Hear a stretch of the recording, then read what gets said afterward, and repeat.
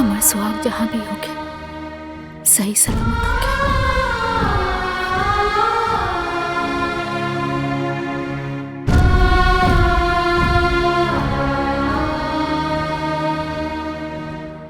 हे देवी मैया, हमारे बेटा की हिम्मत और हौसला दी। इतना काहे रोता रू? हाँ? और ये फोटो पर माला? हाँ? बहू, हमार बेटा अजय देश के खातिर शहीद हो गए। ना बाबूजी, ना, ये का कहा तनी आप? हाँ?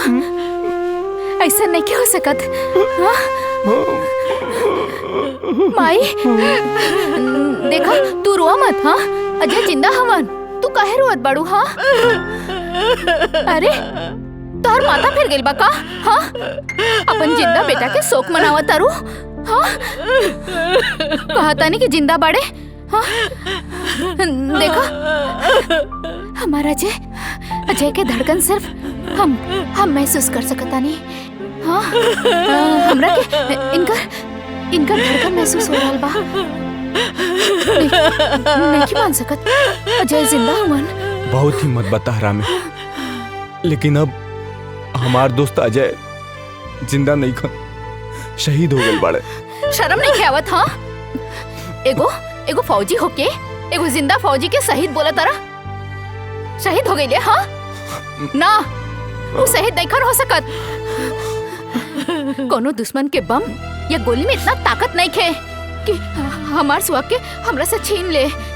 हाँ माई, देखा तू रोआ मत। हाँ, देखा तू शांत हो जा। हाँ, अजय है, जिंदा हुए अजय, जिंदा हुए, जिंदा बड़े।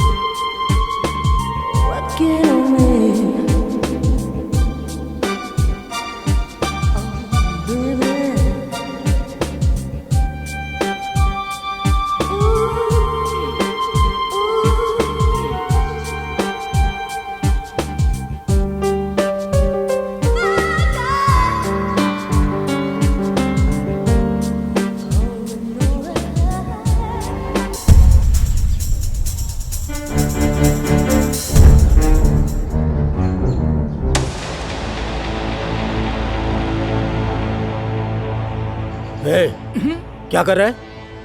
कुछ नहीं भाई। चल चल चल निकल।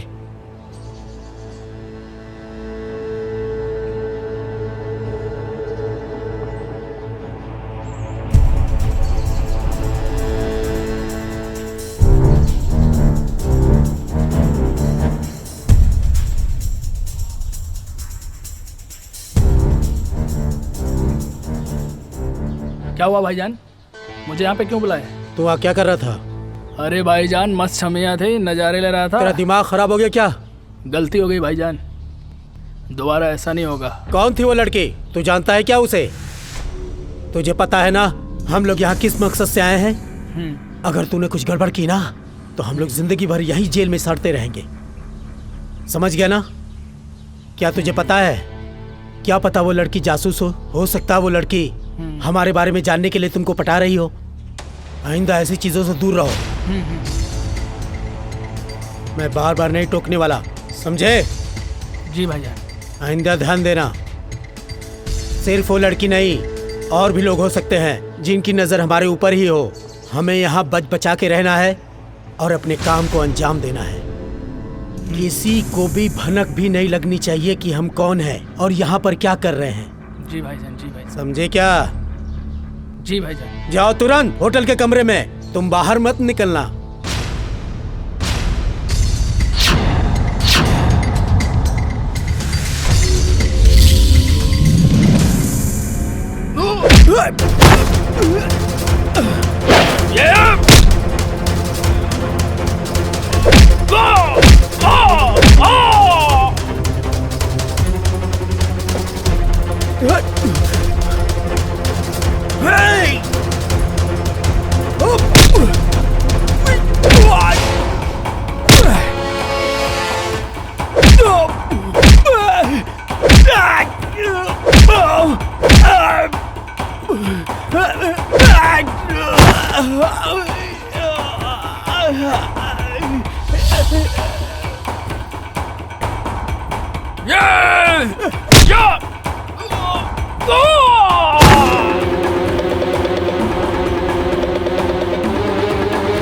अबे भाग, ये मार देगी जान से।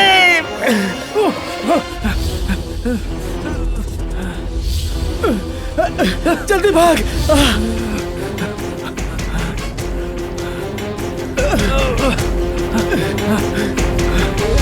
जल्दी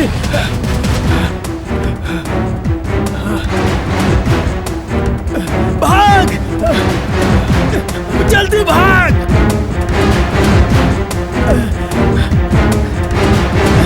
भाग जल्दी, अबे भाग।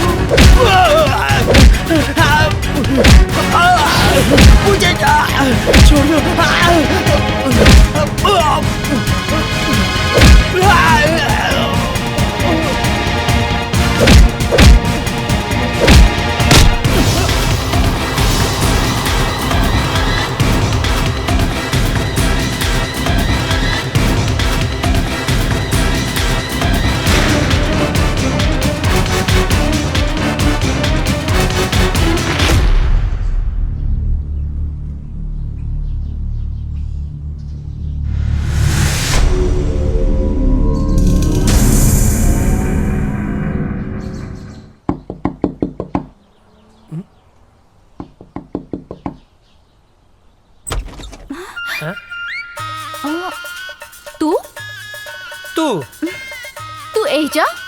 तू एजा? अरे लेकिन ये तो वर्मा चाचा के घर है ना? हाँ, उन्हीं के घर है, वो हमार बाबूजी हमें। अच्छा ठीक बा। हे कर पिछले काहे? पहली दफे घरे आई लोग, दहिना पैर आगे बढ़ावा ना।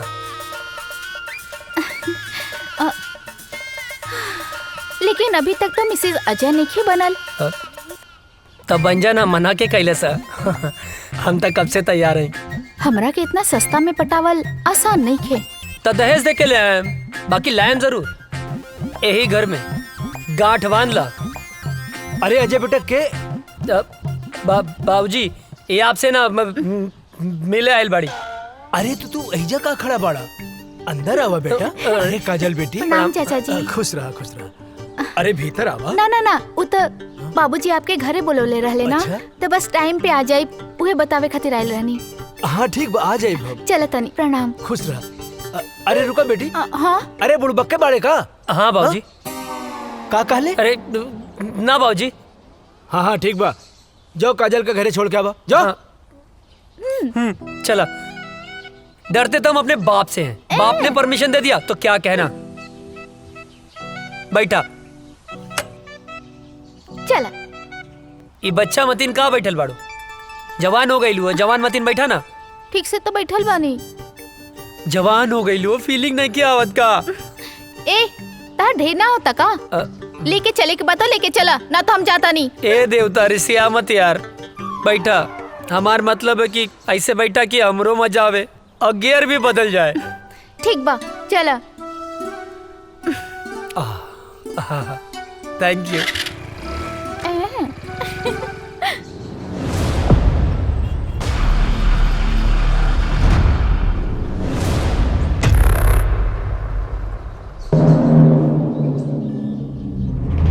अस्सलाम वालेकुम।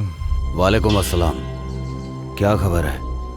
सारी तैयारियां हो चुकी हैं जनाब। इस बार हम लोग चूकेंगे नहीं, बस आपके हुक्म की देरी है। हमारे सारे जवान तैयार हैं हिंदुस्तान के सैनिकों का सर धड़ से अलग करने के लिए।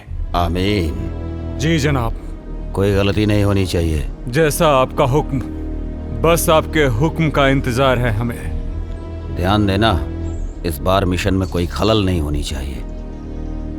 जी जनाब। ऐसा कहर मचाओ कि हिंदुस्तानियों का रोम रोम कांप उठे। जी जनाब। धमाका ऐसा हो कि हिंदुस्तानियों की आने वाली 7 पीढ़ियां थर्रा उठें। उनकी हदें उनको याद दिलाओ।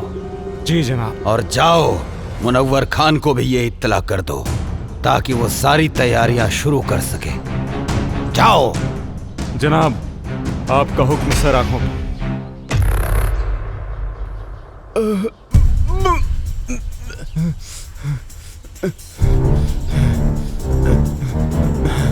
सलाम जनाब।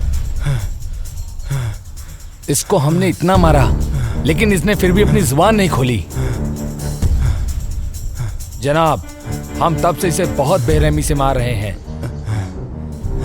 लेकिन फिर भी ये कुछ बताने को तैयार नहीं है। अबे सुन पाकिस्तानी पिल्ले, मेरी उम्र से क्या अंदाजा लगा रहा है बे? हमारे देश के नौजवानों में इतनी गर्मी है कि तेरे जैसे पाकिस्तानी झेल नहीं पाएंगे। अब तो तेरी गर्मी निकालनी ही पड़ेगी मुझे। बहुत फड़फड़ा रहा है साले। सुन, मैं इसकी गर्दन काट रहा हूं और तू इसका वीडियो बना और हिंदुस्तान में भेज ताकि हिंदुस्तान में कोई भी मर्द पैदा होने से सैकड़ों बार सोचे। इस वक्त की सबसे बड़ी खबर, आतंकवादियों ने हिंदुस्तानी सैनिकों और उनके ठिकानों पर हमला करना शुरू कर दिया है। उन्होंने भारतीय सैनिक का सर कलम कर जय हिंद सर। जय हिंद सर, एक बैड न्यूज है। क्या है बैड न्यूज?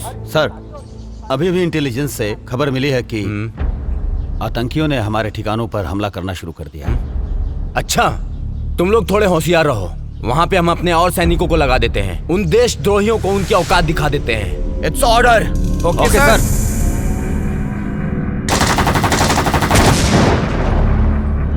इस वक्त का सबसे ताजा खबर, आतंकवादियों ने हिंदुस्तानी सैनिकों और उनके ठिकानों पर हमला करना शुरू कर दिया है। उन्होंने एक भारतीय सैनिक का सर कलम करके उसका एमएमएस बनाकर भारतीय जनता में वायरल कर दिया है और उन्होंने धमकी दी है कि हर हिंदुस्तानी और हिंदुस्तानी सैनिक का यही हाल करेंगे जब तक उन्हें उनका पूरा हक नहीं मिल जाता।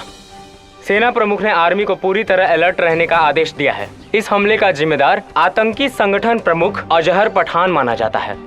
अजहर पठान आतंकियों का मुख्य कमांडर है। जी हाँ दोस्तों, ये वही अजहर पठान है जिसका आज तक किसी ने चेहरा नहीं देखा है। देश दुनिया की सारी ताकतों ने इसे पकड़ने का पूरा जोर लगा दिया है, लेकिन आज तक वो किसी के हाथ नहीं आया है। हाथ आने की बात तो दूर, किसी ने आज तक उसका चेहरा तक नहीं देखा है। सिर्फ लोगों में उसके नाम का खौफ है, अजहर पठान, अजहर पठान। अब देखते हैं हिंदुस्तानी सैनिक उनकी बुरी नजरों पर कैसे पानी फेरते हैं। आप बने रहिए हमारे साथ देश दुनिया की सारी खबरों के साथ।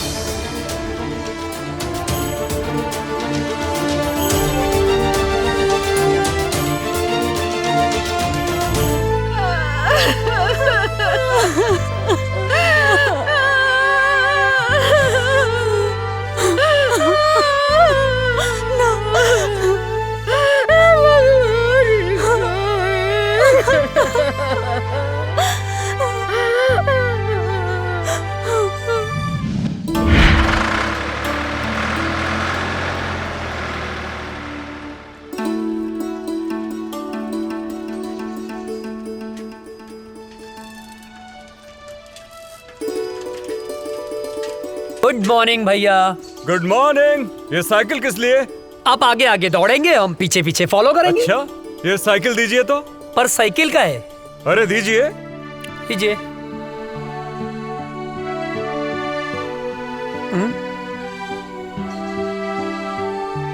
चश्मा दीजिए जरा। चश्मा पर काहे? अरे दीजिए। बुढ़ौती में जवानी सूझेला। कैसे लग रहे हैं हम? एक नंबर भैया। अरे अरे बैठना नहीं है, फॉलो मी। ये भैया का ऑर्डर नहीं है, फौज का ऑर्डर है। भैया का ऑर्डर नहीं है, फौज का ऑर्डर है, बैठना नहीं है। अरे फौजी आप हैं, दौड़े हम का है। फॉलो मी, जल्दी करो वरना सजा डबल हो जाएगी। भैया गलत बात हो।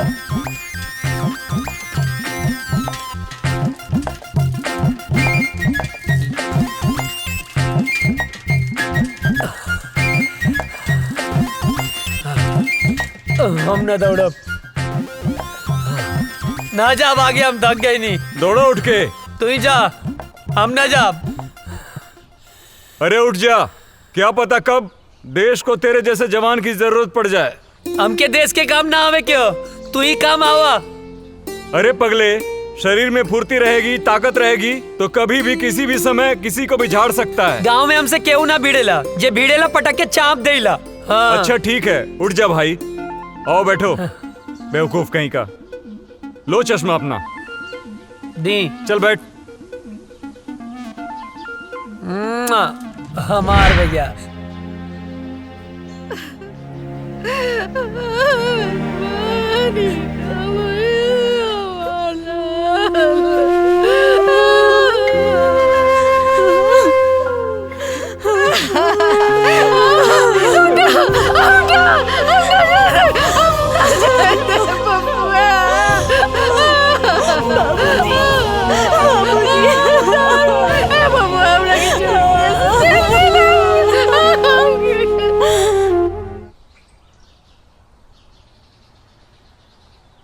चाचा जी, ओ चाचा, का भेल चाचा, काहे रोवत बाड़ा? पापा की याद आवत बा का? हमहू रोवत रहनी, लेकिन दादाजी मना कैलन। कहले हाँ कि पापा देश के दुश्मन से लड़े गइल बाड़े। लेकिन चाचा, गांव वाले कहले हाँ कि पापा लौट के कबो ना आई हैं। का ई बात सच है? ना मुन्ना, पापा जरूर आई हैं, जरूर आई हैं। चल बेटा। हे भगवान, हमरा पीछे काहे उठा लेला? हमरा पीछे का खेले रही?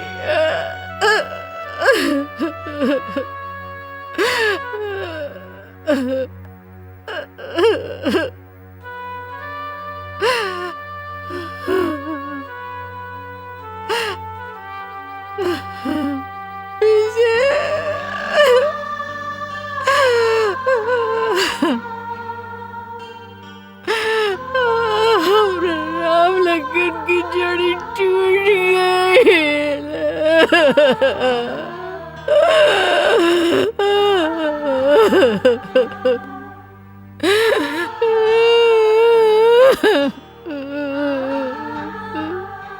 भीतरी नींद ना आवत रहे,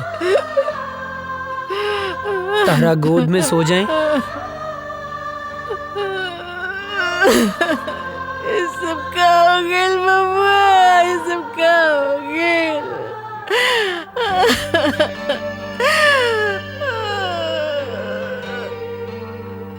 काय ऐसा होला? एक जमीन के टुकड़े खातिर भाई हमनी के छोड़ के ना गईले माई।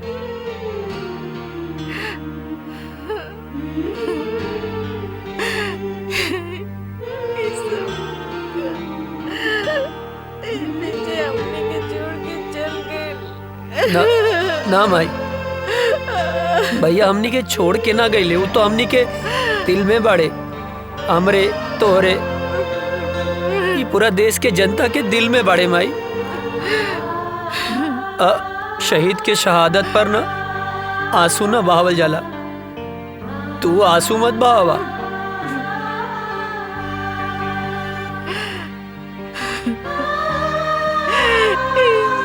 सब काय होला? काय होला? जमीन के चंद टुकड़ों खाती एक दूसरे को जान ले लस। काय पता ना एक माई के कोकू का दलस अमर राम लगन की जोड़ी तोड़ देलस। पता ना माई, पता ना पड़ोसी मुल्क के हमनी के देश से कौन नाराजगी बा, पता ना।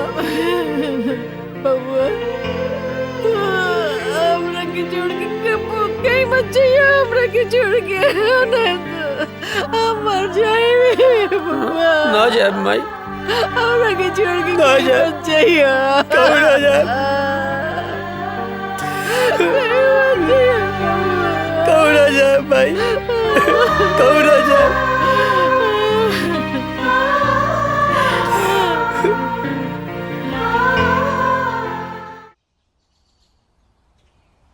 केहू बा चिट्ठी आयल हो, केहू बा चिट्ठी आयल हो,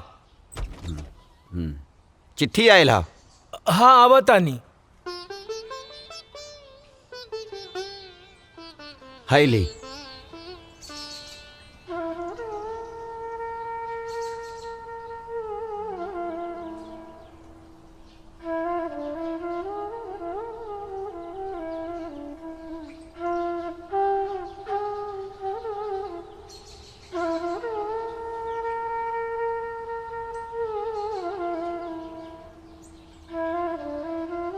ना ना चूल्हा भाड़ में गेल सरकारी नौकरी। हाँ? एक बेटा तो शहीद हो गई, दूसरा बेटा के हम शहीद ना होके के देव। सरकार अपन नौकरी अपन पासे रखी, कह देता नहीं। हाँ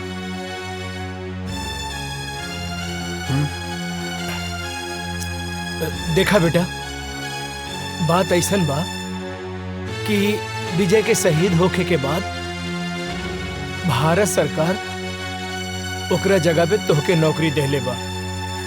मगर हम नहीं के चाहत। हाँ विजय शहीद हो गई, ओकर नौकरी अजय के मिलल। अगर अजय शहीद हो जाई तो हम का करब? बोली। अजय के माई, तोहरा दूगो बेटा बा तब इतना सोच रहल बाड़ू। हाँ अजय करी पूरा दुनिया माई बा, वो का सोचत हुई है?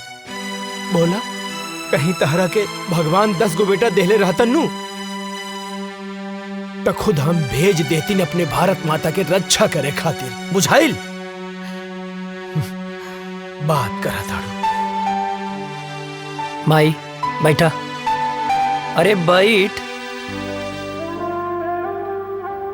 ए माई, बाबूजी ठीक कहा तारे।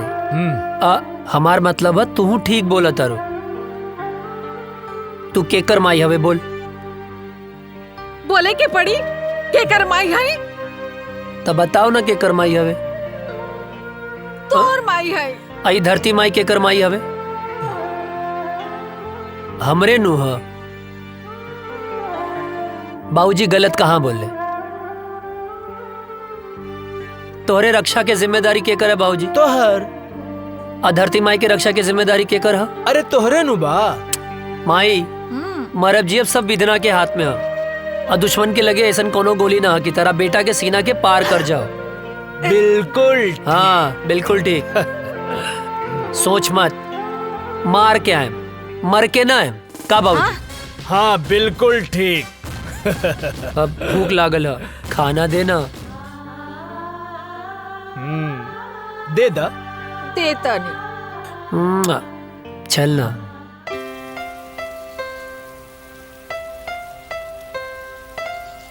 अजय, तोहार रेलवे में सिलेक्शन हो गई।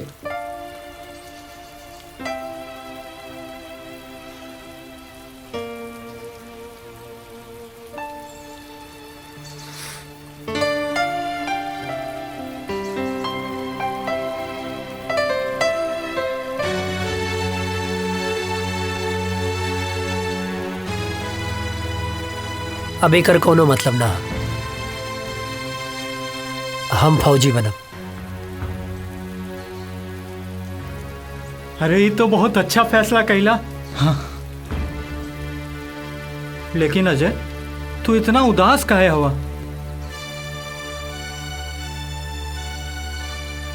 तोरा के विजय भैया के याद आवता ना? हाँ यार, बहुत याद आवता। अब ये उदासी के बोझा तू कब तक ढोईबा? देखा, जौन होके रहल तौन तो हो गए। शायद भगवान के यह मंजूर रहल। चाचा चाची, भौजी भतीजा के समझावा, उनकर हिम्मत बना। अगर तू टूट जाइबा तो उन्हन के का होई? ठीक कहत वे यार। और वो काजल दिन रात तोरे याद में तड़पत बिया। तू तो फोन उठावे लेना। वो हमके अश्याम के फोन करेली बेर बेर।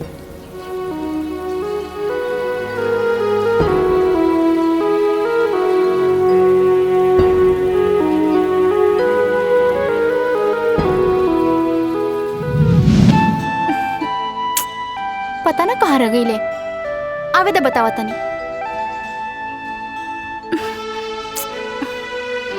काजल आ गई नहीं? आहा, बहुत बड़ एहसान कर दिया ला आके। मतलब ई कि हम पूरा 2 घंटा 20 मिनट से तार इंतजार कर रहल बानी। बात तो सही कहा तारू। का बात तो सही कहा तारू? हाँ, लेफ्ट राइट करके तो हमार पैर दुखे लागल। पिराए लागल होई ना? हाँ, बहुत ज्यादा पिराता। और पता ना कहाँ कहाँ पिराता। कहाँ पिराता? यहाँ यहाँ और यहाँ।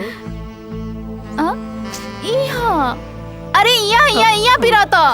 एजा का देखा तरा? यहाँ देखा। अब का बताएं, देख रहे हैं बड़ी फुर्सत से खुदा ने तुम्हें बनाया है। हाय, इतना हसीन मिट्टी कहाँ से लाया है?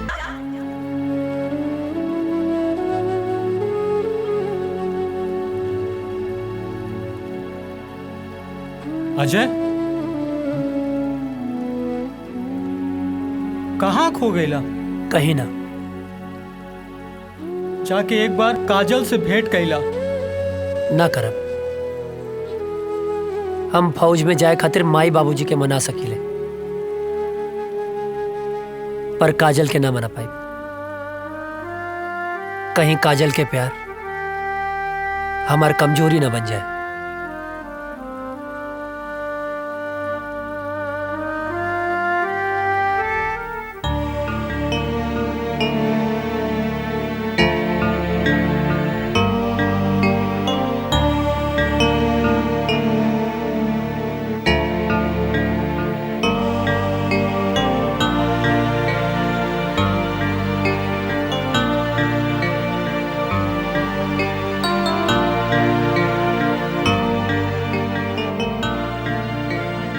बबुआ,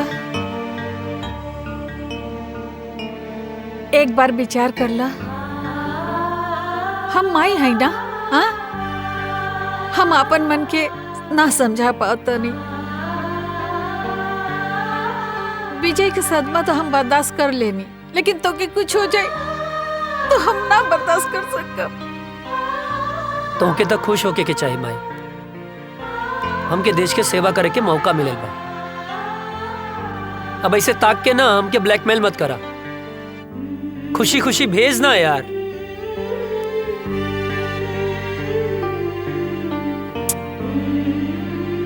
ठीक बा, तू जो भगवान तो रक्षा करी और हमारा आशीर्वाद हमेशा तोहर साथ रही। तोरा रक्षा करी, तोहरा ढाल बन के खड़ा हो जाए।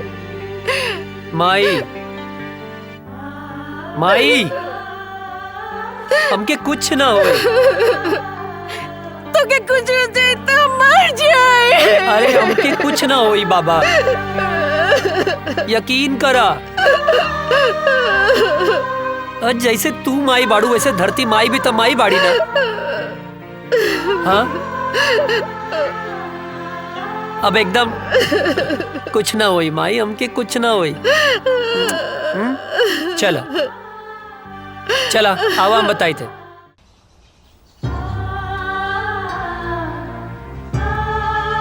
चला खुश रहें बाबू।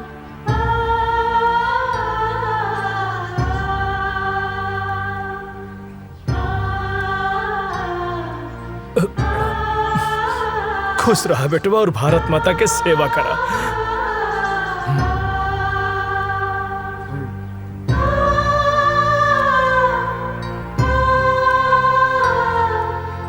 माई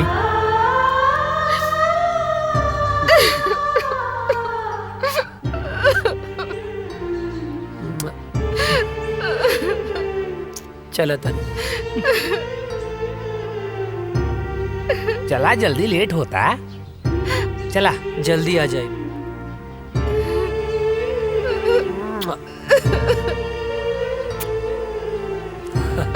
चलो श्याम चला। चाचू जय हिंद। जय हिंद।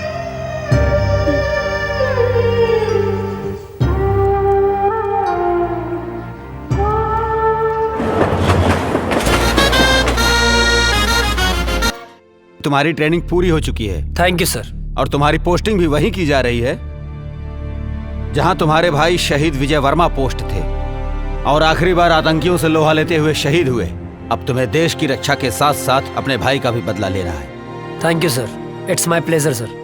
और मुझे पूरा यकीन है कि तुम भी पूरी जाबाजी और दिलेरी के साथ माँ भारती के दुश्मनों को उनकी औकात बताओगे सर। और हाँ, ड्यूटी ज्वाइन करने से पहले छुट्टी दी जाती है। जाओ अपनी फैमिली के साथ एंजॉय करो।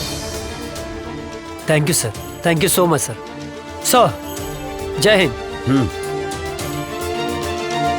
प्रणाम बाबूजी। खुश रहा का हाल बा बेटा? बाबूजी ट्रेनिंग पूरा हो गई तो बहुत बढ़िया बात। और खुशी के बात ही बा कि कुछ दिन खातिर हम घरे आवतानी। अरे ये तो बहुत खुशी के बात बा। माई कहाँ बाड़ी? कहीं गई बाड़ी। बाबूजी बोला ना रह दा, आके बताएं। ठीक। जी बाबूजी प्रणाम। खुश रहा। अरे विजय के माई, विजय के माई। हाँ जी। अरे जल्दी एक लोटा पानी लेके आवा, बहुत बड़ खुशखबरी बा। रानी जी। जल्दी आवा, जल्दी आवा।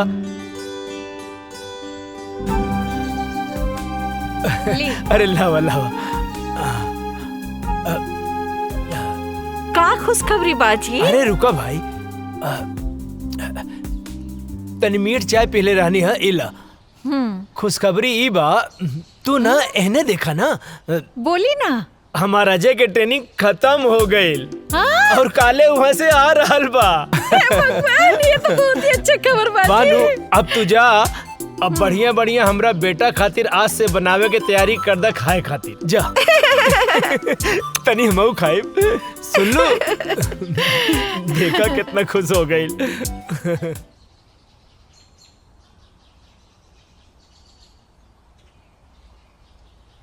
माई माई। अरे हे भगवान।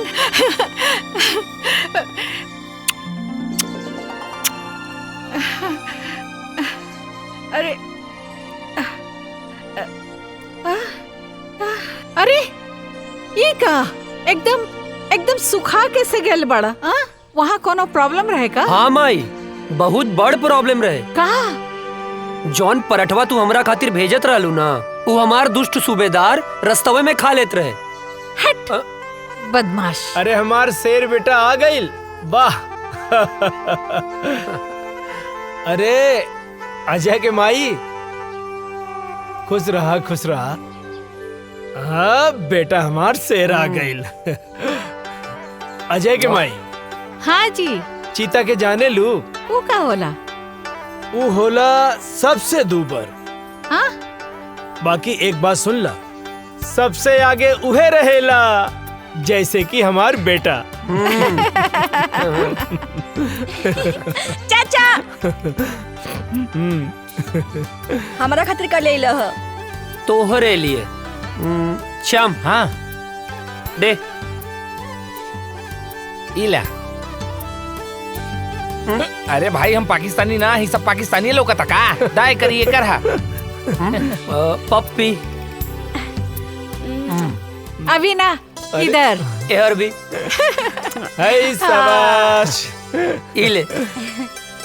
इतना सा तहु तो इतना सा बाड़े, जब बड़ हो जाइबे ऐसन वर्दी पा जाई त तोहरो के बड़गन मिल जाई का बाबूजी? एकदम बिल्कुल ठीक। जा जा खेला। खेल। जब बना गाँव के शेर तू। और बाबूजी आप ठीक बानी ना?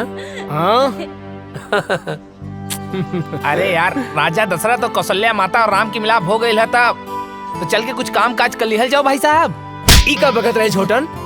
हाँ चाचा कुछ काम है ना, जो यार अजय का अरे काम? आप काहे मारत अरे रहा? चाची कुछ जरूरी। पर आज कौन काम है? हाँ मैं इधर आता नहीं, हमारा कैसा मालूम बा कि तू इधर आता रहा, तोरा कैसा मालूम बा? हाँ भागा मत, अच्छा। ढेर बोला मत। हाँ, हम कहते नहीं, चलत चला है, चला चलत है। चला। रुक जा। अरे भाई चला। ड्रेस अरे चेंज, आवा, ड्रेस आवा। चेंज तक कर अरे लेने आवा दे। ना। अरे चाचा जी अरे वो- रे रे जब पता ना कौन काम रहे रे? कौन काम?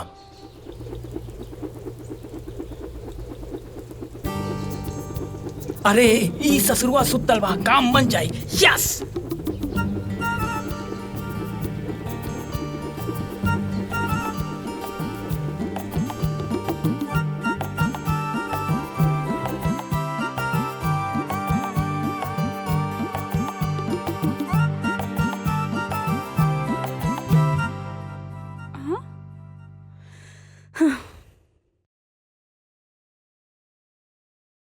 हे भगवान, कितना अच्छा सा झाड़ू लगावत हनी, फिर भी पता नहीं कहाँ से कागज आ जाता। हवा भी तो ना चलता।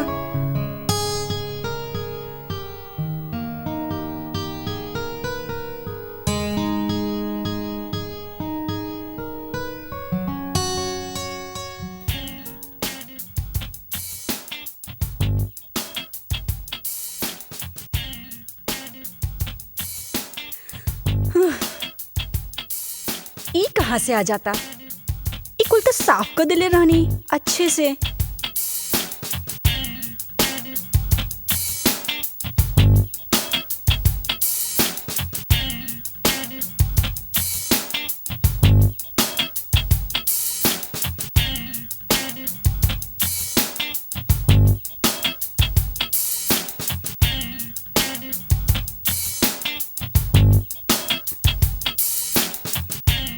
अरे रे रे रे रे रे, हम बानी हम। तू काहे हमारे घर में चोर खाने घुस गइल बाड़ा? चोरी से? अरे हम तो सीना जोरी से आयल बानी हो, तो हाल बाबूजी से हाथ मांगे आयल बानी। अच्छा त ई कूड़ा काहे फैलावत अड़ा? तू समझल करा। धत, तू बड़ा ऊ बड़ा। लागे तो हमार जादू तोरा पे चल गइल बा हो। जब ऐसे पीछे पड़बर राजा तब जादू चलिए जाई। हमके यही दिन के बहुत दिन से इंतजार रहल। अरे कविता, कहाँ मारू? अरे जल्दी से एक गिलास पानी तो लेके आवा बेटा। हाँ बोल ना। अरे अच्छा यार छूट जाते हैं। कहाँ? हाँ ठीक बा, हम गमला में छूट जाए। हाँ। अरे कविता, कहाँ बाड़ू? अरे हम काहे छुपे? अरे हम तो तोहर बाबूजी से तोहर हाथ न मांगे आयल बानी। धीरे धीरे बाबूजी जाग गई बड़े। अच्छा एक तरह हाथ मंगवा ना तब बाबूजी हम दोनों जाने के काटती हैं। अरे बिटिया का करे तारू, जल्दी ले आओ पानी। तू चिंता ना करा, हम तोहर बाबूजी के समझा ना ले। हाँ अच्छा बाबूजी के समझा ले बा। अरे बात के समझो। एगो आदमी ना घर में घुस आइल रहे और बाबूजी ओकरा के ना मार मार के आज वो टूटल टांग लेके बाजारी में भीख मांगता। का बात करा तू? हाँ। टूटल टांग? अरे हम भीख ना मांगा, सुना हमके कहीं छुपा देना, कहीं छुपा दे। हे भगवान बचा लिया हमको, कुछ नहीं करा हम। हे भगवान। अरे बेटा कविता, कहाँ रह गयलू? इली बाबूजी आगे नहीं। का बिटिया, काहे इतना देर लगा देलू पानी लावे में? अरे बाबूजी गिलास धोवत रहनी है। अरे बाप रे, इतना सुंदर लड़की के ऐसा राक्षस ऐसा बाप, हे भगवान बचा लिया। अरे हम 100 किलो के लड्डू चढ़ा दे, प्लीज हमके बचा लिया। हमारे हाथ पैर टूटे वाला बा, हम भगवान हम कबो पीछा नहीं करब, भगवान बचा लाला। हम जिंदा हमके बचा लो भगवान, बचा लो।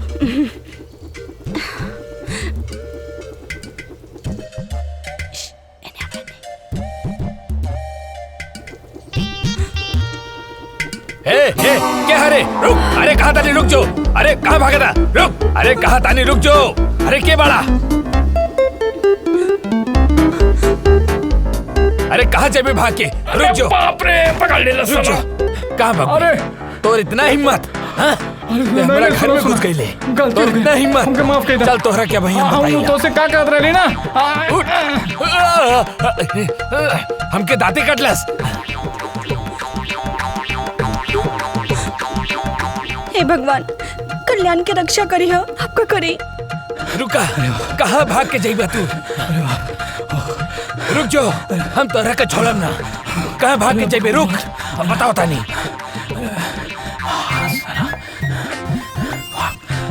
भाग भाग जल्दी भाग।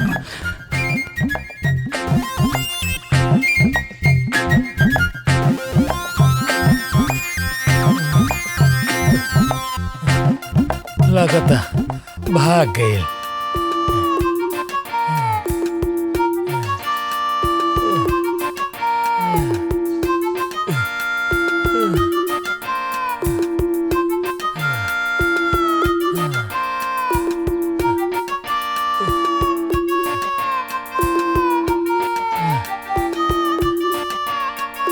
लगता भाग गए। खैर वो हमके चाहे जब मिली हम ओकरा के छोड़म ना, चाहे जब मिली हम ओकरा के छोड़म ना।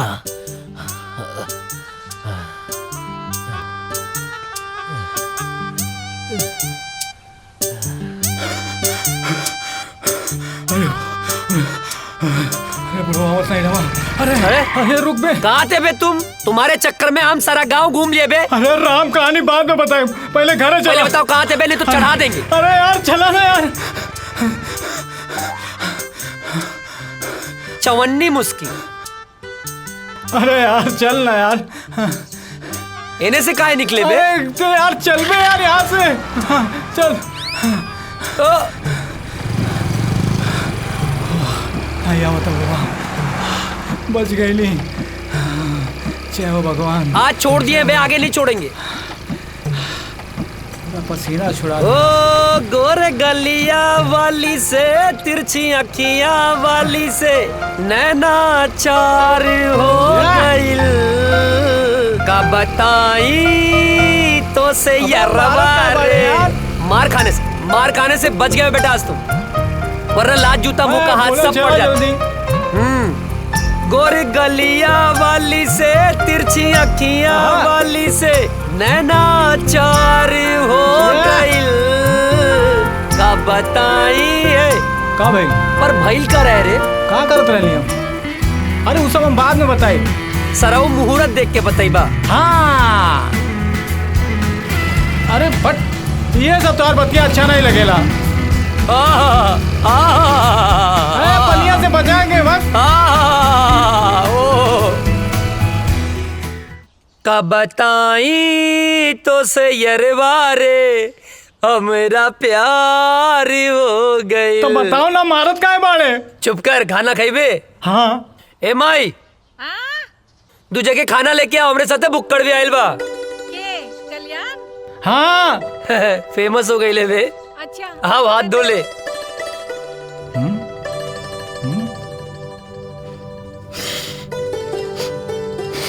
ए हाँ जाके हाथ धो। अरे हमार हाथ तो साफ बा। साफ बा है? सलून के पानी कितना दिन में बदले ले? जबले कीड़ा ना पड़ेला। अबे गंदा हो रहा। जाके हाथ धो। जाता ही। एक बार कुकुर के पूंछ सीधा हो सकेले, बाकी तू ना। इला चाची गोड़ लगातानी। चेत रहा, बैठा। खा।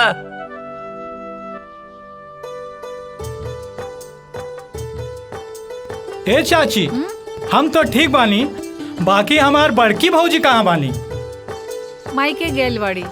हाँ, यही से तो खाना हमके पकावे के पड़ता। तनी अजय के समझावा, जल्दी से ब्याह कर ले। हमरो के हाथ पटावे वाली चाहिए ना। वो नैहर गईली, छुटकी बहू आ जाई ता हमार साथे हाथ पटाई ना। हाँ, और नहीं तो का। और वैसे भी बुढ़ापा में काम कहाँ पावेला। ढेर ना होता। नहीं, बहाव के रोक, गति के धीमा कर। हाँ। ओकरा के काहे धमकावा ताड़े? हम सब बुझी ले। अरे हमार माई यार, ड्यूटी और ब्यूटी, नौकरी मिलते ही ब्याह कर ले।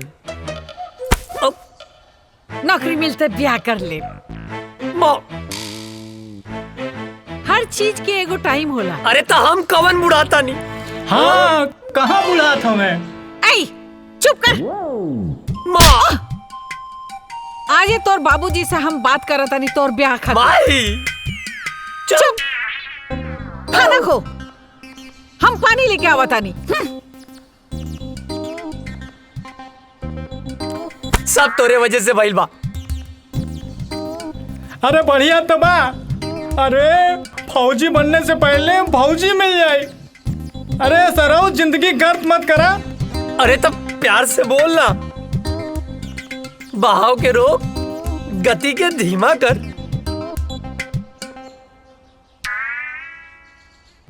अरे यार, तुहार तो ब्याह हो जाए, हम तो साला झलवे बजाते रह जाए। सुन, तू चिंता मत कर। तू जिंदगी भर अस्तूरा न चले बे। ये कुकुर मुत्ता नियन शकल मत बनाओ। तोरा जान के का नाम है? सामान? अरे तोर प्राण रे। कविता। अगर हमार कविता के और पढ़ लेलस ना तो हम जान दे दे। तोर जान इतना सस्ता हो? कविता के अब तो से बियाह हम कराएंगे। हमू देखा तानी के बीच में आवता नफरत और जंग में सब जायज होला। नहीं, जायज होला। खाना खा।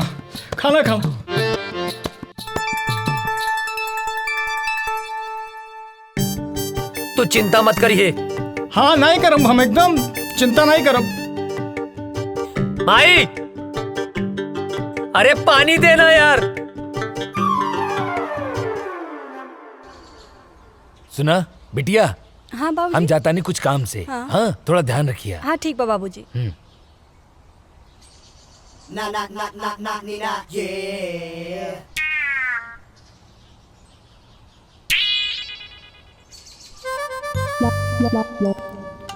हमके कविता से मिलले बहुत दिन हो गए बा। आज जाके कविता से मिलब। हाँ, बढ़िया मौका बा, जाता नहीं।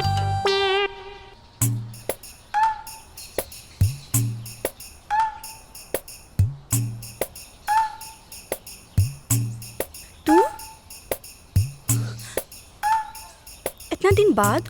कविता, ये बात सही बा।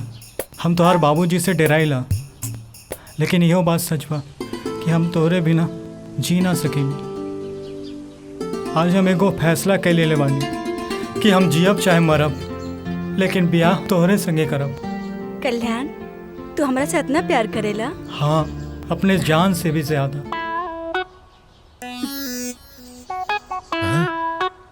तोहरा के जान ही देवे के पड़ी।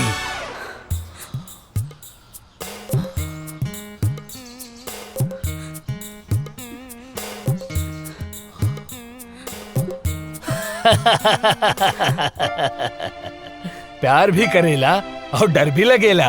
हाँ? हम दरअसल देखे के चाहत रानी कि तू हमरा बिटिया के सच्चा प्यार करेला कि नहीं। काहे से कि जे सच्चा प्यार करेला ना ओकरा में हिम्मत अपने आप आ जाला। और आज हम बहुत खुश बानी कि तू सच्चा प्यार करेला और हिम्मत दिखौला। अब हम निश्चित हो गए बानी कि तू हमार बिटिया के ध्यान रखबा, ओकरा प्यार करबा। अरे अरे जुग जुग जिया बाबूजी। तेरी अखा का यो काजल कर देता है मैनू घायल।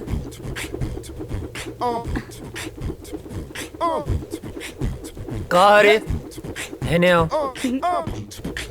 छोटा पटाखा बड़ा धमाका। हाँ? भाग यहाँ से भाग। अरे बबुआ, जेकरा खातिर इतना फीट फाट होत बड़ा ना, तारा बाबूजी ओकरा बाबूजी से मिलके बात पक्का करे खातिर गैल पड़े। हाँ? सच्ची माई?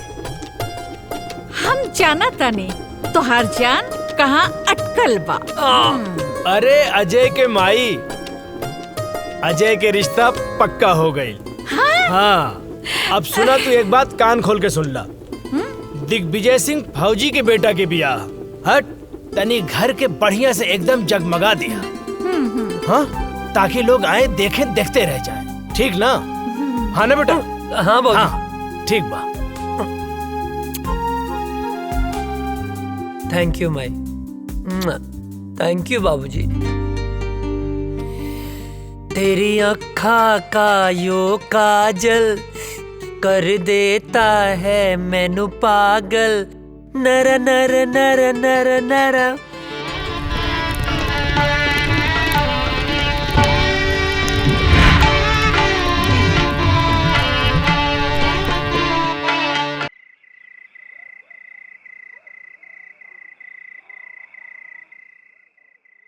अजय, अजय।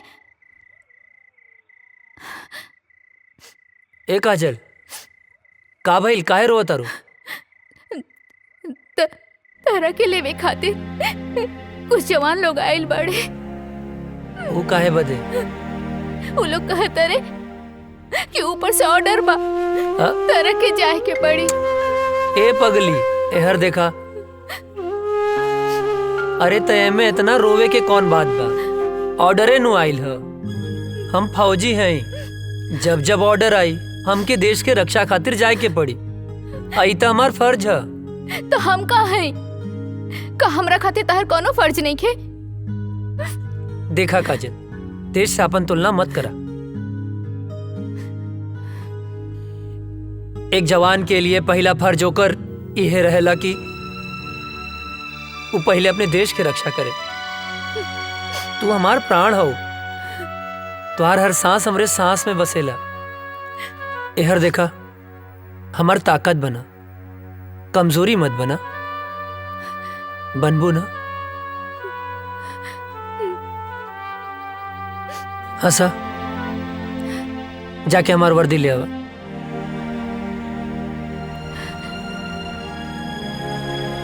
पगली कहीं के।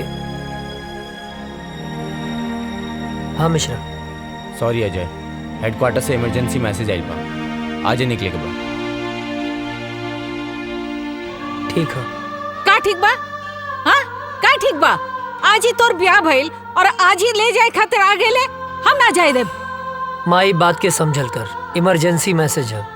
ना ना, हम ऐसा ना होके देब। अरे हमरा कटला से भी ना कटी।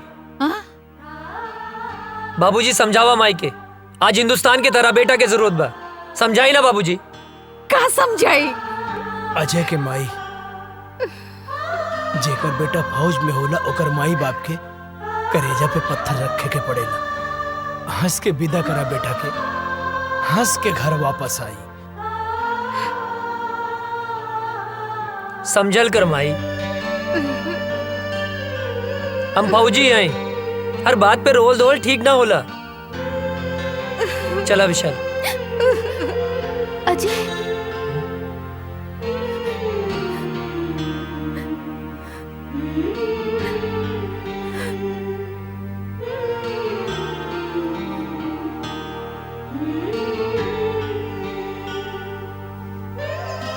जल्दी आए। अपन ख्याल रखिए। तू माई रोवा मत, माई बाबूजी के ख्याल रखिए।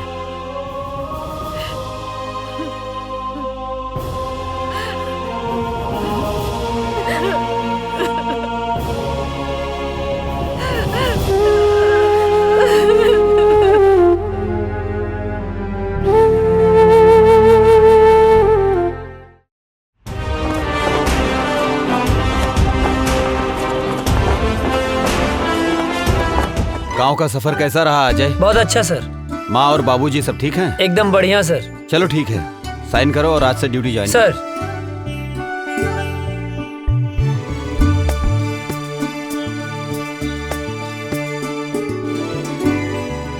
जय हिंद।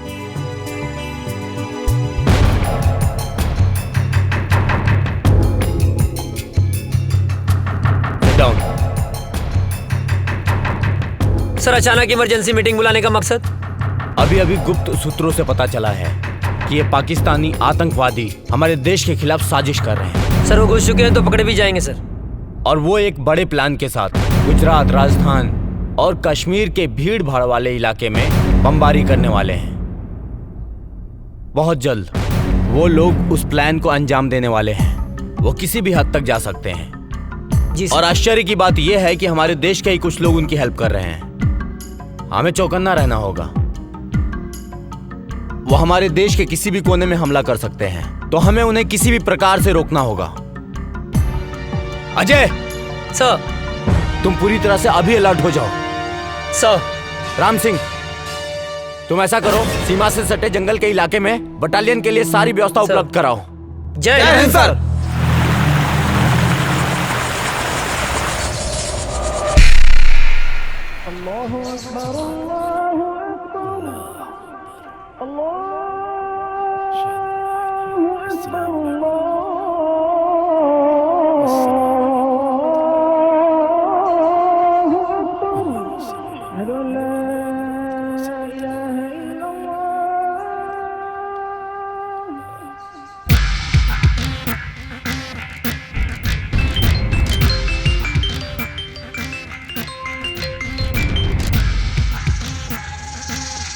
जी बॉस, हुक्म कीजिए। धारा 370 खत्म होने से हमारे सिपाहियों के इरादे कमजोर तो नहीं हो रहे हैं? नहीं बॉस, हमारे इरादे तो और भी पुख्ता हो गए हैं। वाह।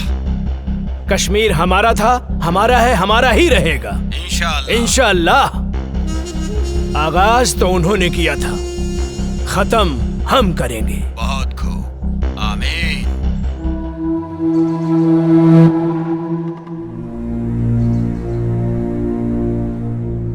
अस्सलाम वालेकुम भाईजान। वालेकुम अस्सलाम। हैदर कहाँ है?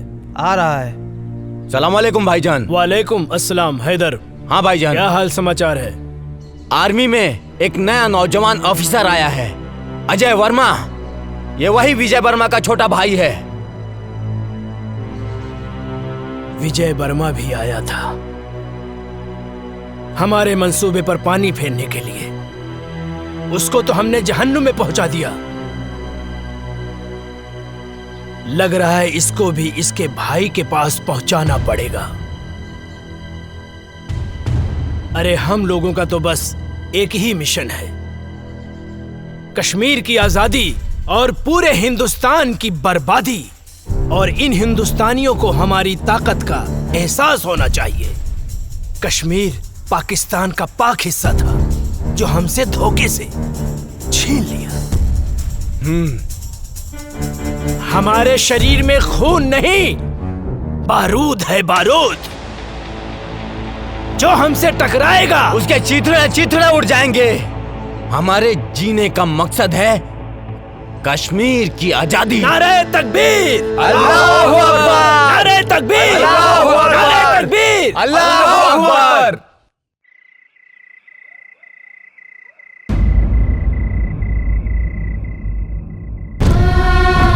हे भगवान, हमारा सुहाग जहां भी होगे सही सलामत होगे।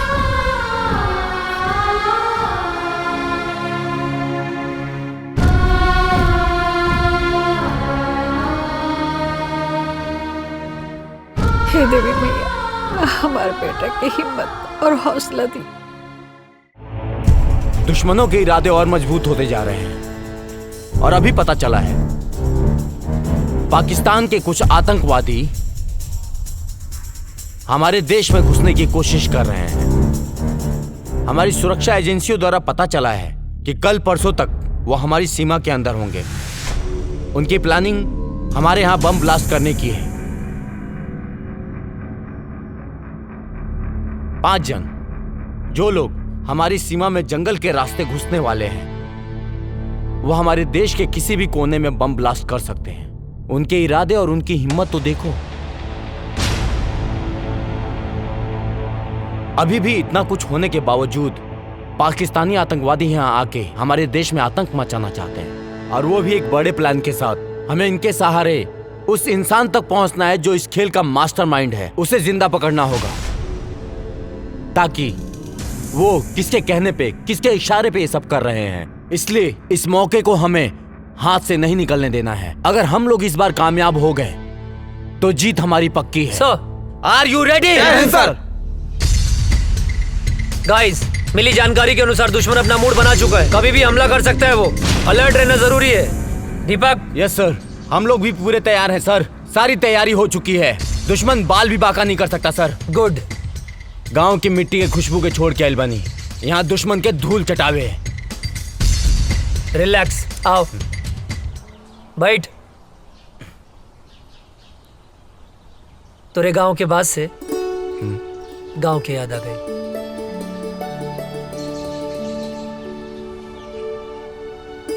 भाभी के फोटो है का?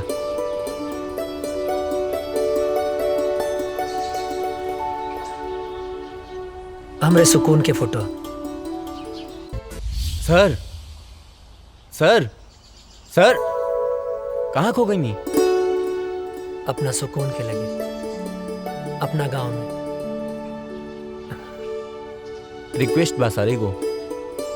का बोला? हमके गाँव में जाए के बा सर। अच्छा ना? लइका भइल बा सर। ओह, बधाई हो। थैंक यू सर। सर, बड़े साहब से कह के थोड़ा छुट्टी दिलवा दी ना। छुट्टी मिल जाए तो की छुट्टी। खुश? मुनव्वर, अब बॉर्डर क्रॉस करने का वक्त आ गया है। हिंदुस्तान की सीमा में घुसने के बाद के सारे इंतजाम हो चुके हैं। बस तुम्हें बॉर्डर क्रॉस करते वक्त सावधानी बरतनी होगी। चारों तरफ हिंदुस्तानी सैनिक गश्त करते रहेंगे। बहुत संभल कर चलना होगा। हिंदुस्तान में हमारे लोग तुम्हारा इंतजार कर रहे हैं। बस तुम्हारे वहां पहुंचने की देरी है। मुझे तुम पर पूरा भरोसा है। तुम वहां पहुंचने के बाद अपने काम को अंजाम जरूर दोगे। इस बार हम काफिरों को सबक सिखा कर रहेंगे। खुदा हाफिज।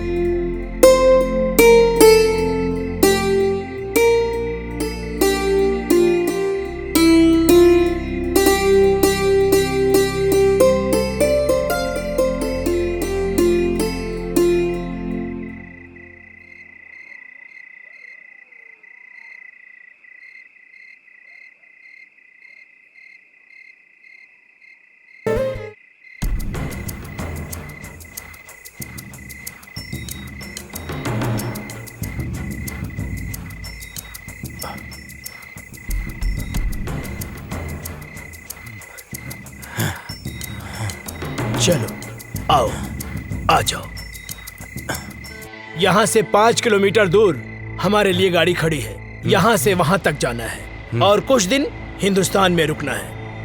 हम अपने मिशन को कामयाब बनाएंगे, समझे? आओ जी।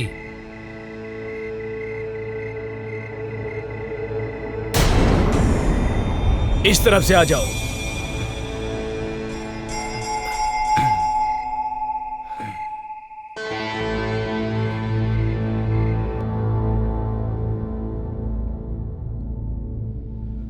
रुक जाओ। अब यहां से ना 500 मीटर दूर हिंदुस्तान की सीमा शुरू हो रही है। हमारी सीमा यहीं खत्म होती है और वहां पे हमारे लोग हैं। वहां जाने के बाद हम अपने लोगों के साथ मिल जाएंगे। आप लोगों को संभल कर चलना है, धीरे से, ठीक है? चलो, एकदम सबको चौकन्ना रहना है क्योंकि यहाँ पर सैनिक गश्त हमेशा करते हैं। जी जनाब। सबकी नजरों से बचते बचते हमें आराम से धीरे धीरे चलना है, ठीक है? अब चलो।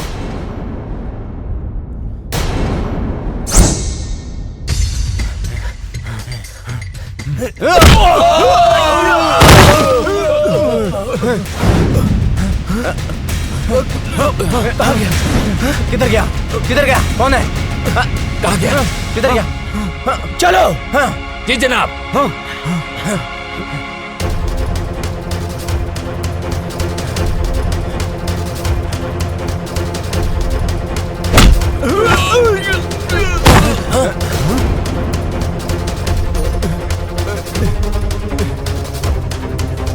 चलो चलो चलो चलो, हम अपनी सीमा में चलते हैं। आओ आओ जल्दी। भूत भूत भूत, छोड़ो हमें, छोड़ो हमें। ये मेरा तौबा, मेरा अल्लाह का तौबा, मेरे बाबा का तौबा। तू छोड़ दे मुझे, मैं कभी हिंदुस्तान में नहीं आऊंगा। अरे फौजी!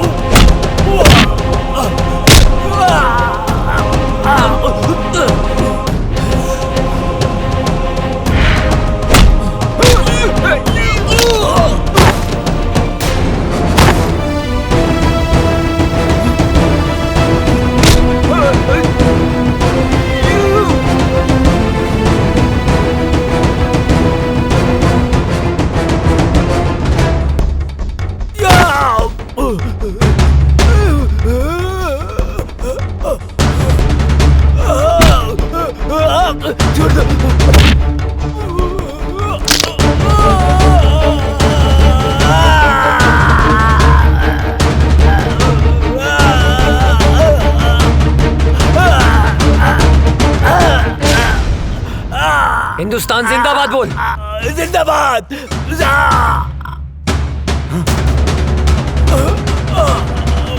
ना तुम लोगों का ईमान है, ना तुम लोगों का धर्म।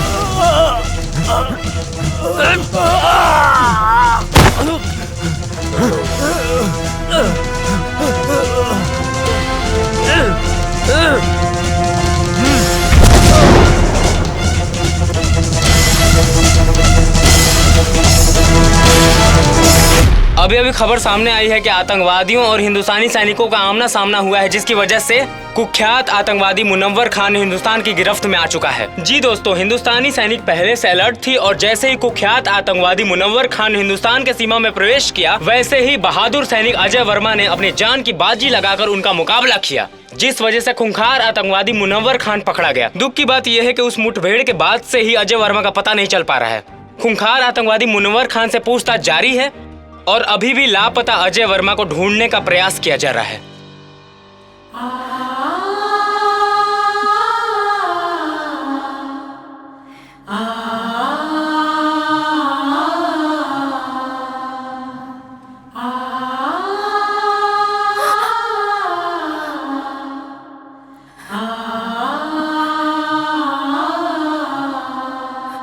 हे भगवान, हम सुहाग की रक्षा करिए।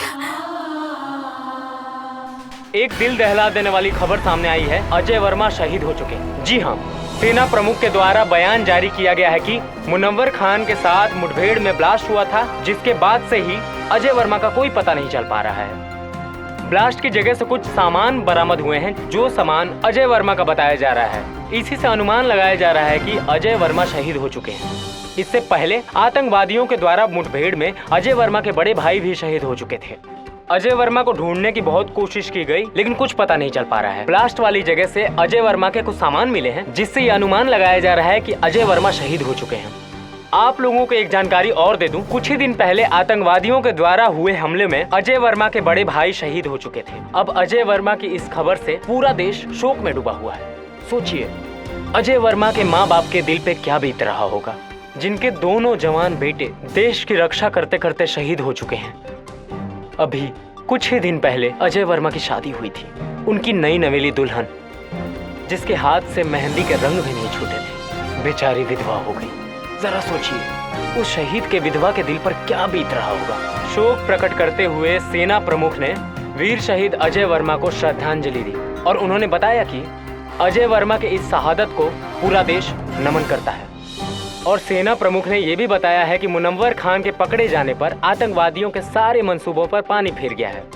अभी मुनव्वर खान से पूछताछ जारी है। पूछताछ में बहुत ही अहम सुराग मिलने की आशंका है। आप लोग बने रहिए हमारे साथ देश दुनिया की नई खबरों के लिए। तब तक के लिए जय हिंद।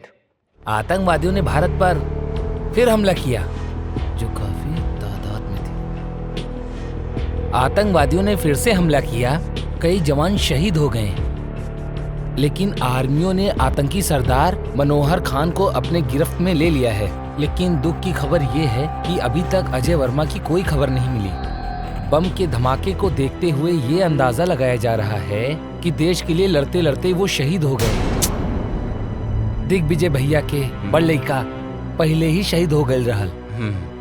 अजय ही रहल परिवार के आधार, वो शहीद हो गई।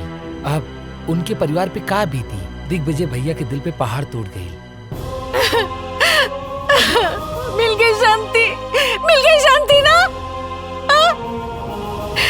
हम पहले मना करत रहनी कि हमरा बेटवा के ना भेजी, मगर हमार केहू बात मानी तब ना।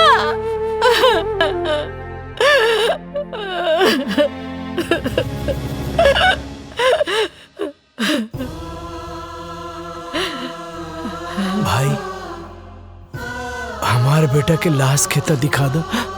बाबूजी, विस्फोट इतना जोर से फैल रहा है ना, अजय के कुछ भी पता ना चलल।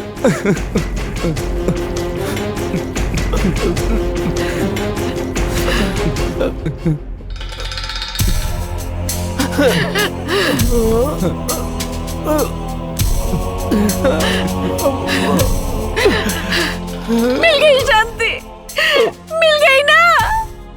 हमार बस के आखिरी दिया बुझ गई। माई, का भइल? इतना काहे रोता रू? हाँ? और ये फोटो पर माला?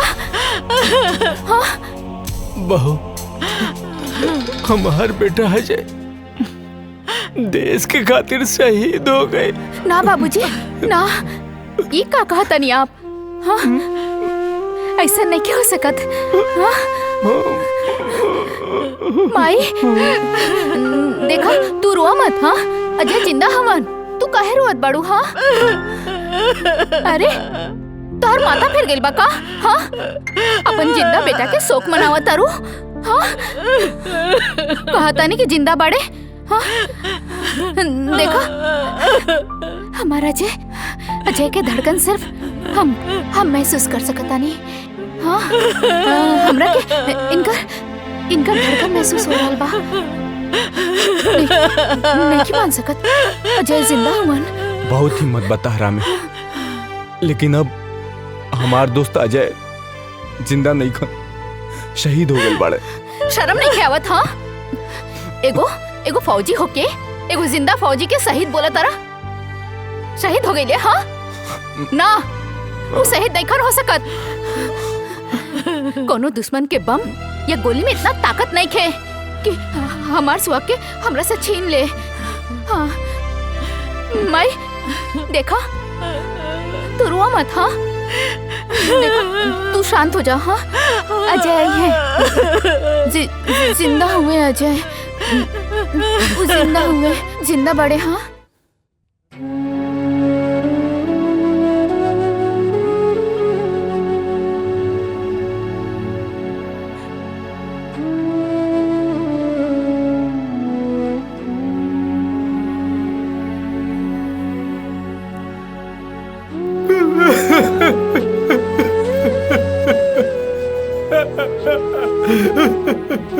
अजय भैया आतंकवादी हमला में शहीद हो गए। कल्याण मत रो, कहीं कि ये भगवान की मंजूर रहे। भगवान इतना निर्णय कैसे हो सकेले? चाची रो रो के पागल हो रहे मालिक। और काजल मौजी के तुम पता ही नहीं भाई कि उनके सुहाग उजड़ गई। भगवान इतना निर्दयी कैसे हो सकेले? अरे श्याम क्या करता ना? श्याम, अरे अंधेरा में कौन पढ़ाई करता ना बेटा? ए श्याम, अरे मचिसिया भाई ना काजनी कहाँ थई ले बा?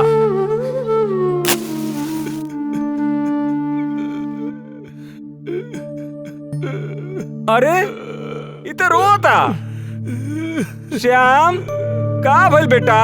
काहे रोता बेटा? का भइल? का भइल का? वो अजय बोलत रहे कि आतंकवादी हम तोहरा के ना छोड़ब, तो ओकरा के ना छोड़े के चाहत रहे ना, तो हमके काहे जोड़ के चल गइल? हम तो ओकर यार रहनी ना, गद्दार थोड़ो है जो हमके छोड़ के चल गए। बेटा तू ठीक कह रहा बड़ा बेटा। बेटा मत रो बेटा, हम तुम्हारे साथ पानी बेटा, हम तुम्हारे साथ पानी बेटा, मत रो बेटा, चुप रह बेटा, शांत हो जा।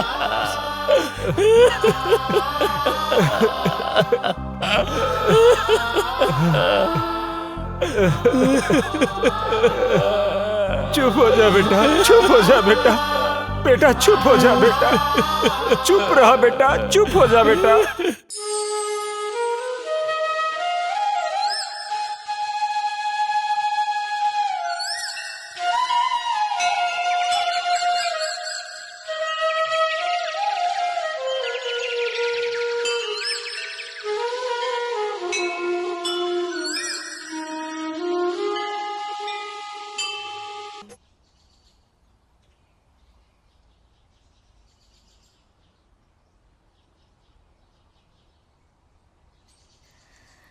बहू, ई तू का कर रहा बाड़ू बहू? अरे अजय अभी दुनिया में नहीं खे, भगवान के उहे मर्जी रहे। अजय नेखन मरल बाबूजी, हमरा के पूरा विश्वास बा वो जहाँ भी हुई है हमारी मांग के सिंदूर उनका के खींच के ले आई। अजय के भाई तू ही समझावा बहू के। बेटी बाजी, हमरा के विश्वास पा वो जिंदा हुए। हाँ बेटी, सब ठीक हो जाएगी, भगवान पे भरोसा रखा, सब ठीक हो जाएगी। रउआ बिल्कुल ठीक कहा तानी। देखी रउआ जैसन उचित समझी वैसन करी, हमरा कौनो एतराज नहीं के। चला काजल। कहाँ? बिटिया अभी तहार उम्र ही का बा, ये पहाड़ जैसी जिंदगी कैसे कटबू तू? यही से हम फैसला कैले बानी कि हम तोहार दूसर बियाह करब। सुना बहू, बाबूजी के कहल तू मान ला, अभी तो बहुत जिंदगी पड़ल बा। आखिर बहू अकेले तू कब तक रहबू? कब तक? का बाबूजी बोझ लगता नहीं का बात कर रहा बारू बेटी? अरे बेटी तू हमार बात समझे के कोशिश करा। एक त धन भाग हमार की तू हमरे घर में बहू बन के आयलू। हम कोनो आँख के काजल ना है कि आंसू के साथ बह जाई। अजय के नाम में हम अपन रूह, धड़कन सब कुछ कर देले बानी। हम अपन अंतिम सांस ले उनका इंतजार करब। हमार बात समझे की कोशिश करा।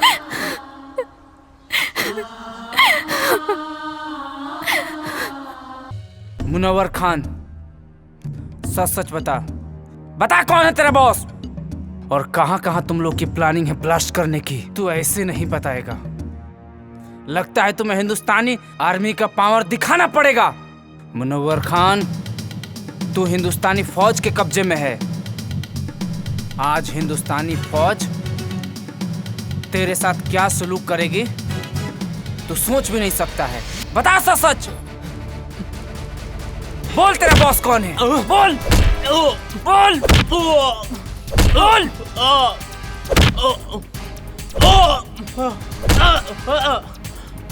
बोल कौन है बॉस तेरा? ए फौजी, तू ना चाहे मेरी जान ले लेगा ना तो अभी नहीं बता सकता मैं, समझा? मैं कुछ नहीं बता सकता, मैं मर जाऊंगा लेकिन नहीं बता सकता, समझा? तू ऐसे नहीं मानेगा, तुझे 3rd डिग्री देना ही पड़ेगा। बोल कौन है बॉस तेरा और क्या मकसद है तुम लोगों का? नहीं बता सकता। चल जुबैर, फोन लाओ।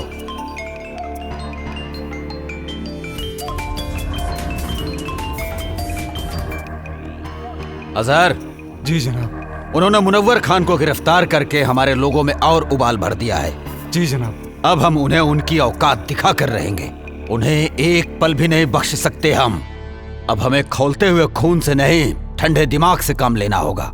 अजय वर्मा और उसका भाई हमारे ही किए हुए हमले में शहीद हुए थे। जी जनाब। दोनों भाई हिंदुस्तान और हिंदुस्तानी मीडिया के लिए हीरो हैं। अब हमें लोगों के इस इमोशन को अपना हथियार बनाकर मुनव्वर खान को छुड़ाना पड़ेगा। जी जनाब। हम उसकी माँ को किडनैप करके पाकिस्तान लाएंगे और फिर हिंदुस्तान की फौज और सरकार को जी जनाब अपनी इज्जत बचाने के लिए मुनव्वर खान को छोड़ना ही पड़ेगा, नहीं तो लोग सड़कों पर आ जाएंगे। सलाम अलैकुम।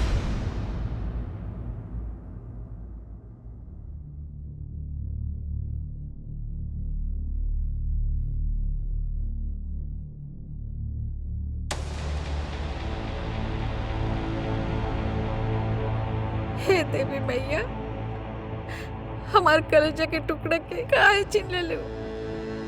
ओकरा बिना कैसे जिए, ओकरा बिना हम कैसे जिए तानी माई? हम मर जाए, अब हम मर जाए। हाँ, हमरा लाल के साथ का कहलू, ओकरा के कुछ कैसे हो गल मैया? तू तो पूरा संसार के माता बड़ो, तू तो जाने लू। ओकरा बिना काजल कैसे रही माई? हमरा परिवार के पुकार तो तू सुन सकेलू ना माई? हाँ, तू तो जाने लो, ओकरे बिना हम ना रह सकब। ओकरे के कुछ कैसे हो गए?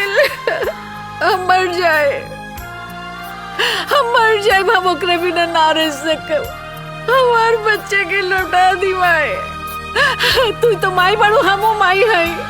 हमार दिल के टुकड़े के लौटा दी।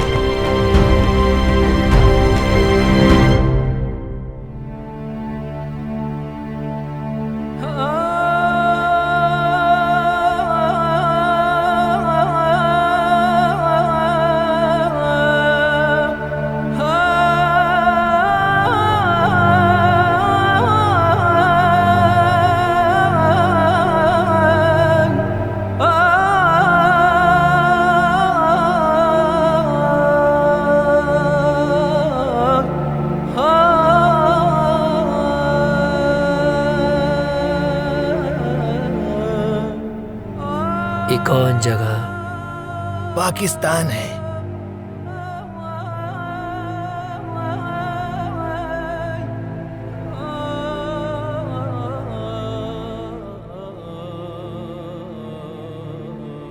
हम यहाँ कैसे हैं? कल मैं जंगल गया हुआ था तो वहां पर मैंने देखा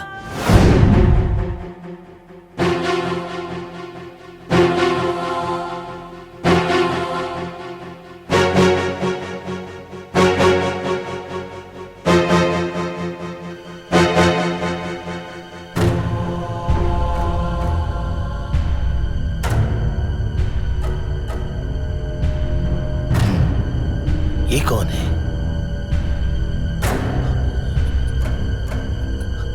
ये तो ऐसा लगता है जैसे हिंदुस्तानी है।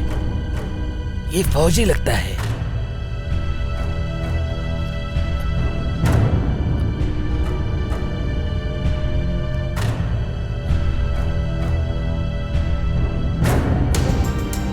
इसे हमें बचाना होगा। अगर किसी ने देख लिया तो प्रॉब्लम हो जाएगी। वैसे भी हिंदुस्तान पाकिस्तान एक ही तो था। कुछ लोगों ने इसको बांट दिया। या अल्लाह। 6 महीना बाद भी हमके होश आ गए। अबले हम जिंदा हैं। जरूर कोनो खास मकसद। हमरे वतन के साथ साथ हमार माई काजल भी हमारे इंतजार करत हुई हैं। हमके जल्द से जल्द अपने वतन लौटे के पड़ी।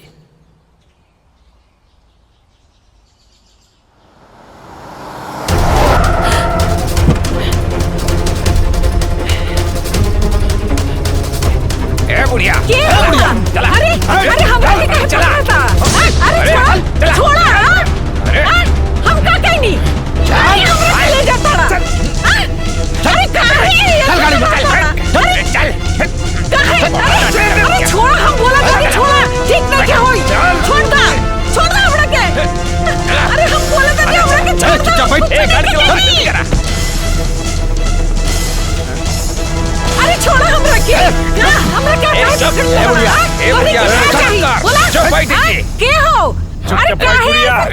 बता रहे हमरा के छोड़ा। चुप कर। बेहोश करेगा। अरे क्या करेगा?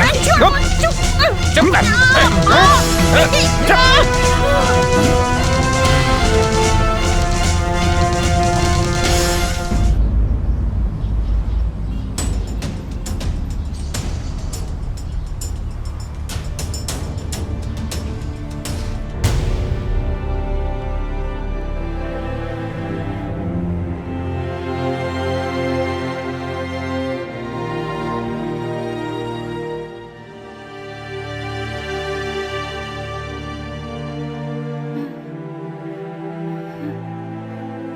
ये हम कहाँ बनी?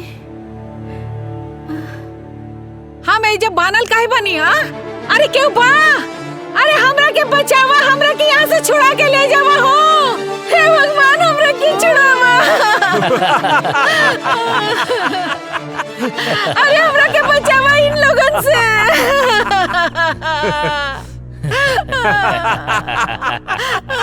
क्या बड़ा तू लोग?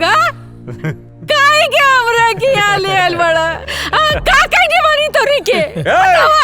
चुप बुढ़िया। बताता हूँ कि तुझे क्यों लाया हूँ यहाँ। तुम्हारे दोनों बेटों को अपने आदमियों से मरवाया था मैंने।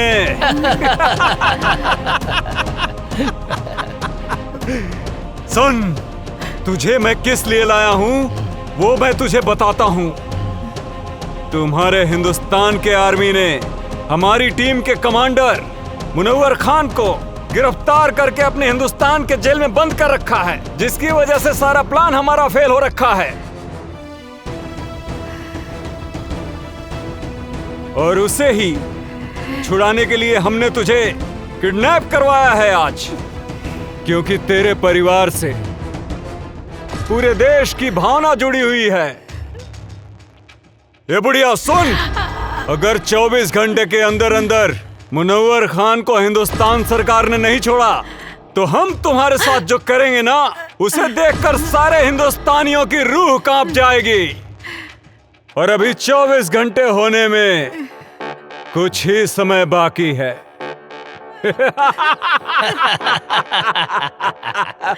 इधर वक्त खत्म हुआ और तुम्हारा वीडियो वायरल।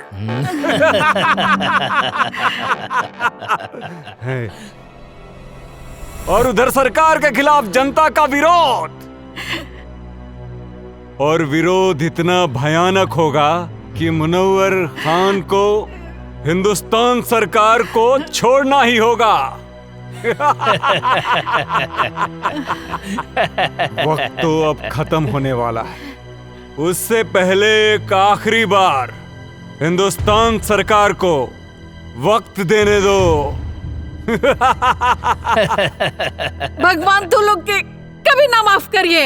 हाँ दरिंदो, हमरा के छोड़ी, हम बेकसूर बानी, हमरा के काहे पकड़ के रख ले बड़ा।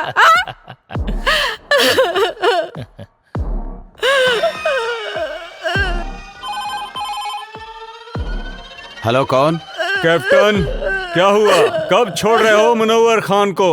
वक्त का ख्याल करो। तुम्हारे पास अब सिर्फ 30 मिनट बचे हुए हैं। और सुन, अगर इन 30 मिनट में तूने हमें कोई सूचना नहीं दी तो तू सोच भी नहीं सकता है कि अजय वर्मा की मां के साथ क्या क्या हो सकता है। बकवास बंद करो। क्या सबूत है कि शहीद अजय वर्मा की मां तुम्हारे कब्जे में है? ले सुन, हमरी खातिर कोनो समझौता मत करिए। और हाँ, मैं आखिरी बार बता रहा हूँ, वो वीडियो तेरे हिंदुस्तान की पूरी मीडिया में वायरल कर दूंगा मैं। ठीक है, हमें गृह मंत्री जी से बात करनी होगी। मत छोड़िए मुनव्वर खान के। चुप बुढ़िया, बहुत चपर चपर करती है। जय हिंद सर। सर, आतंकियों ने मुनव्वर खान को छुड़ाने के लिए शहीद अजय वर्मा की मां को किडनैप कर लिया है। जल्दी एक्शन लेना पड़ेगा सर। जब तक मैं न कहूं कोई कदम मत उठाना। ओके सर। इस मसले का हल सोच समझ के करना पड़ेगा। और हाँ, इसकी जानकारी लीक नहीं होनी चाहिए। मेरे अगले कॉल आने तक का इंतजार करो। ओके सर। जय हिंद सर। हेलो अजहर, क्या खबर है? जी हुजूर। हिंदुस्तानी फौज कब रिहा कर रही है मुनव्वर को? जनाब, अभी कोई खबर नहीं आई है मुनव्वर खान को छूटने की।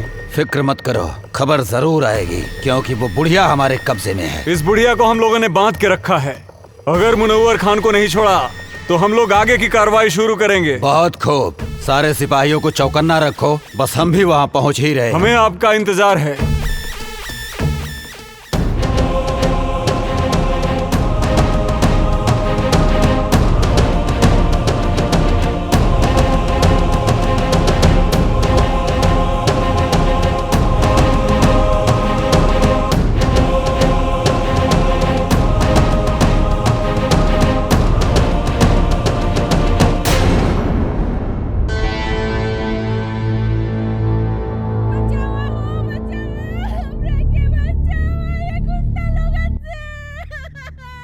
ये तो कोनो लड़की की आवाज लागत बा।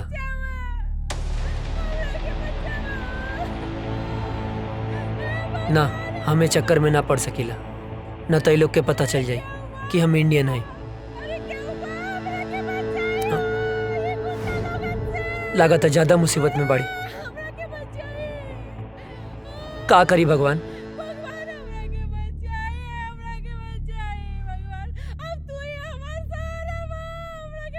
केहू के भी बहन बेटी हो सकेले, ओकर रक्षा करब हमार फर्ज है, हमार फर्ज है। हमरा मदद करी, हमरा के बचाए। इतना माई बाड़ी, हमरा के बांध के रखल बा, हमरा के बचाए।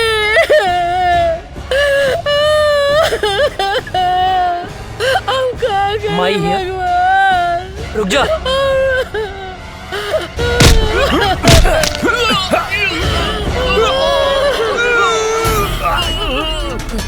अजय! अजय! बाबा जिंदा बना! हे भगवान! क्या लगल?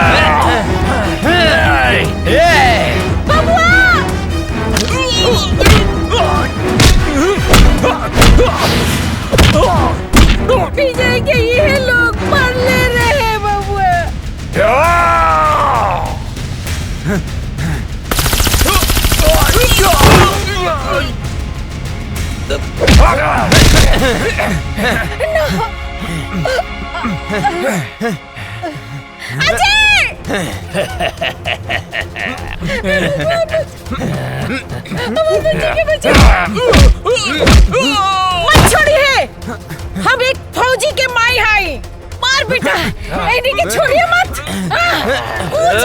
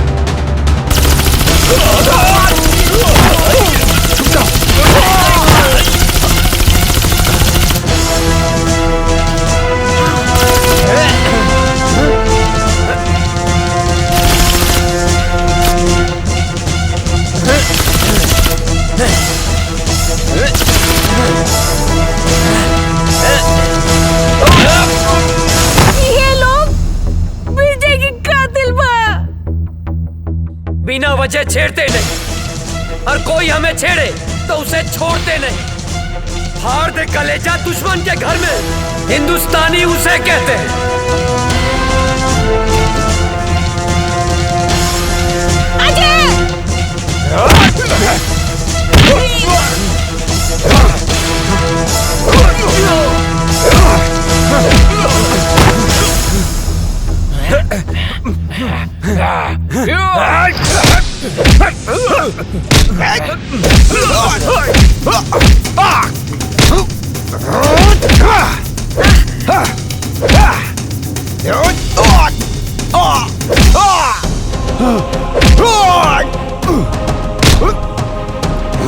जब हम तुम्हें नहीं छेड़ते तो तुम क्यों छेड़ते हो? कश्मीर क्यों नहीं छोड़ते? कश्मीर हमारा है। तुम एक मुनव्वर मारोगे तो 100 मुनव्वर पैदा होंगे। तुम एक मुनव्वर मारोगे तो लाख पैदा होंगे। लाख!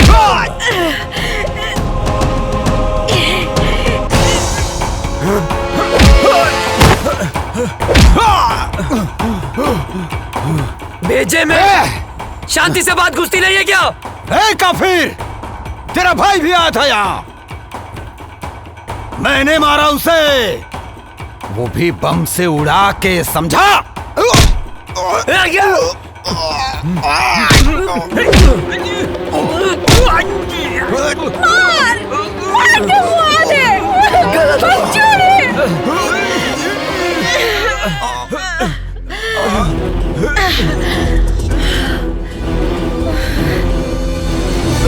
तुझे क्या लगा मेरे भाई को मार के सांस बंद कर दूंगा तेरी, जान ले लूंगा तेरी।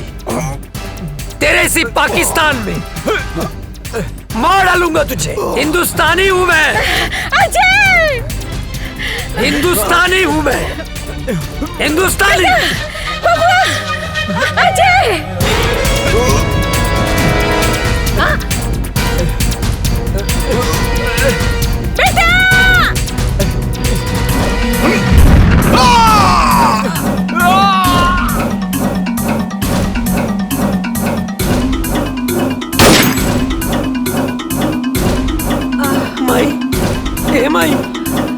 माई, ए माई, ए माई उठना, देखना तोर बेटा आ गया माई। ए माई उठना माई, आँख खोलना। हाँ माई, अजय तोर बेटा। अजय बेटा, हम काले रानी ना के हम आ जाए, देख आ गए नीना।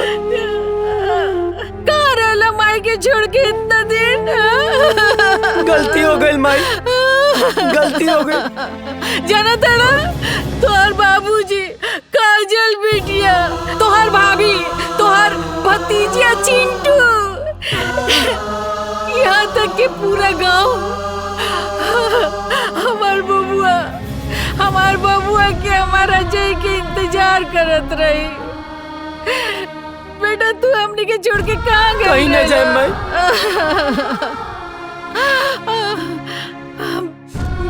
चला चला घर चला। हाँ माई।